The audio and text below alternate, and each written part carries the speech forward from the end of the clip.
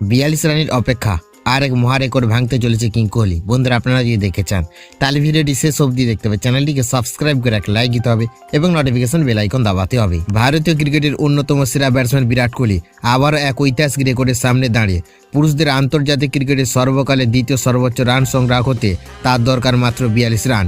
রবিবার বড়োদার আন্তর্জাতিক ক্রিকেট স্টেডিয়ামে ভারত ও নিউজিল্যান্ডের মধ্যে 3 ম্যাচের ওয়ানডে সিরিজের প্রথম ম্যাচে এই কীর্তি গড়ার সুযোগ রয়েছে তার।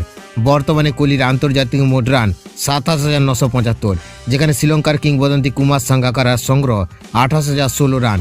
সাঙ্গাকারা যেখানে 666 ইনিংসে এই রান করেছিলেন, সেখানে কোহলি মাত্র 624তম ইনিংসেই তাকে টপকে যেতে পারেন। এই সিরিজে কোহলির সামনে আরও একটি বড় রেকর্ডের হাতছানি দিচ্ছে। নিউজিল্যান্ডের বিরুদ্ধে ওয়ানডে ক্রিকেটে ভারতের সর্বোচ্চ রান সংগ্রাহক হওয়ার সুযোগ রয়েছে তার। 3 ম্যাচে মোট 93 রান করলে তিনি সচিন টেন্ডুলকরকে ছাড়িয়ে যাবেন। বর্তমানে কোহলি 33 ইনিংসে করেছেন 1,657 রান, আর সচিন 41 ইনিংসে করেছেন 1,750 রান। কম ইনিংসে এই রেকর্ড গড়া কোহলি অসাধারণ ধারাবাহিকতার প্রমাণ। ফর্মের দিক থেকে দুর্দান্ত সময় কাটছে বিরাট কোহলির। অস্ট্রেলিয়া সফরে তৃতীয় ওয়ানডে থেকে শুরু করে আন্তর্জাতিক ও ঘরোয়া 50 ওভারের ক্রিকেট মিলিয়ে তার টানা 6টি 50 অর্ধ ইনিংস রয়েছে।